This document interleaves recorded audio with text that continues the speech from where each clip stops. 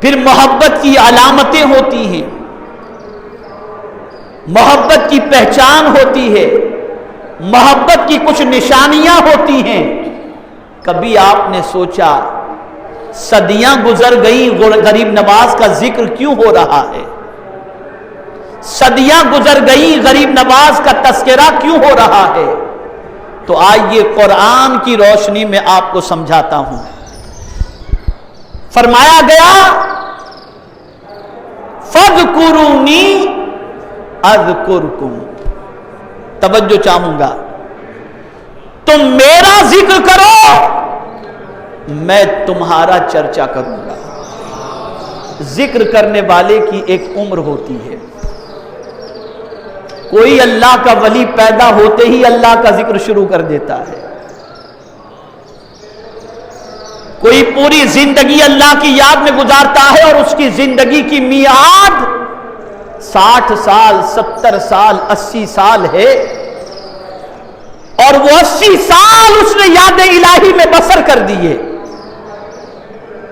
اب اگر ہم غریب نواز علیہ الرحمہ کو دیکھیں، قرآن تو یہ کہہ رہا ہے تم میرا ذکر کرو میں تمہارا چرچا کروں گا۔ پتہ یہ چلا جب تک تم ذکر کرو گے تب تک میں تمہارا چرچا کروں گا۔ ہونا تو یہی چاہیے، ہونا تو یہی چاہیے، جب تم مجھے یاد کرو گے میں تمہارا چرچا کروں گا۔ لیکن یہاں سوال یہ پیدا ہوتا ہے کہ غریب نواز کی جتنی عمر تھی اتنی زندگی انہوں نے اللہ کا ذکر کیا، اور وصال کے بعد تو پھر اللہ کا ذکر نہیں، اعمال کا سلسلہ منقطع ہو گیا۔ پروردگار خواجہ نے جب اپنی عمر کے مطابق ذکر کیا تو خواجہ کی تو 800 سال کی عمر تھی نہیں، پھر یہ 800 سال سے خواجہ کا ذکر ہو کیسے رہا ہے؟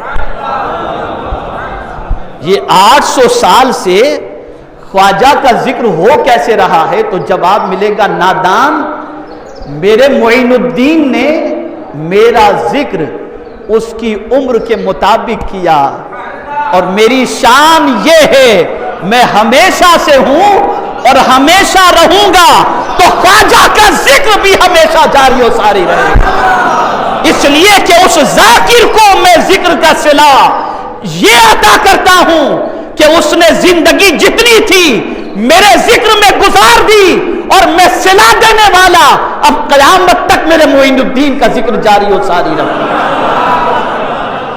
تو اے رسول اعظم صلی اللہ تعالی علیہ وسلم کے دیوانوں، یہ آج ہمیں سمجھنے کی ضرورت ہے کہ کیوں خواجہ کا ذکر ہو رہا ہے۔ ہم کر نہیں رہے، خدا کروا رہا ہے، ہم کر نہیں رہے، خدا کروا رہا ہے۔ وہ نہ چاہے تو ہم بول بھی نہیں سکتے، وہ بلوا کرتے نظر آئے۔ وجہ یہ تھی کہ خواجہ نے زندگی اللہ کے ذکر میں خرچ فرما دی، اللہ کی محبت میں انہوں نے قربان فرما دی۔